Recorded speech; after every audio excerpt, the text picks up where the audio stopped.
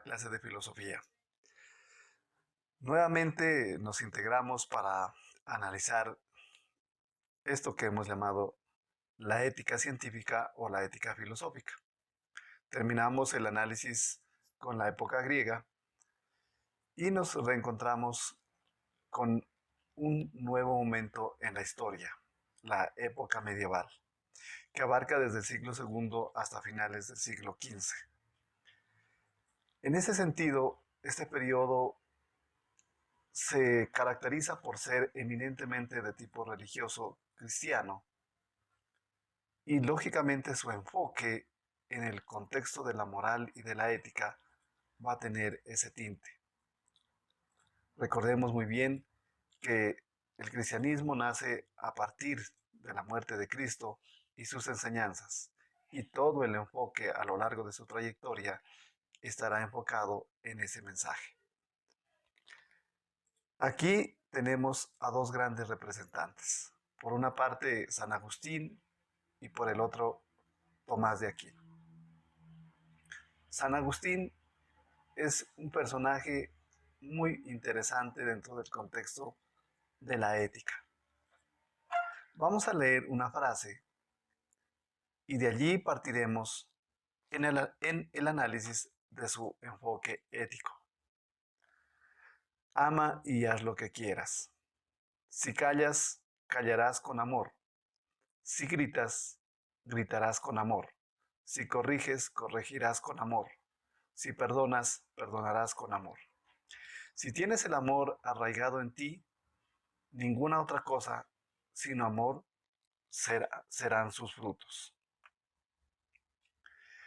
Este contenido nos lleva exactamente a entender que el principio fundamental en la ética de San Agustín es el amor. Pero, ¿cómo llegar a esa conclusión? Esa es la gran pregunta que tenemos que desarrollar a continuación. Agustín dice que la finalidad o el fin del hombre en este mundo es buscar a Dios, porque Dios es la felicidad suprema. El hombre debe buscar a Dios porque debe estar agradecido, ya que Dios es el autor, ya que Dios es el creador. Y la criatura debe estar agradecida con su creador. Por lo tanto, la felicidad en el hombre debe ser exactamente un bien inmutable, es decir, no se puede cambiar, porque la felicidad exactamente está en Dios. Ese logro, que es sumamente importante, ya que es de unión sobrenatural de las criaturas con su Creador, se establece a través de la gracia divina. Entonces, Agustín nos dirá, no se puede separar una ética natural de una sobrenatural. Porque él piensa en el hombre concreto que tiene una vocación sobrenatural. Es decir, las acciones del ser humano deben enfocarse en función de su creador. Esta ética del amor se debe llevar a través de la voluntad, es decir, del dinamismo, del deseo que tiene el ser humano en favor de su creador. La obligación moral surgirá entonces porque la voluntad es libre. Es decir, la base de la obligación moral es la libertad. La voluntad puede referirse a Dios, a los bienes del alma o a los del cuerpo, pero la felicidad solo la puede dar Dios. Por tanto, si el hombre quiere ser indiferente frente a su creador, lógicamente lo que hace es apartarse. La acción misma del hombre establecerá entonces el contenido del mal hacia él mismo, no hacia el creador, porque el creador no es autor del mal. Las acciones entonces morales están en que el hombre no debe quebrantar la ley que Dios le ha dado. De ahí que nosotros los seres humanos, según Agustín, somos conscientes de las normas y las leyes que nosotros mismos establecemos y las que tenemos que cumplir por naturaleza.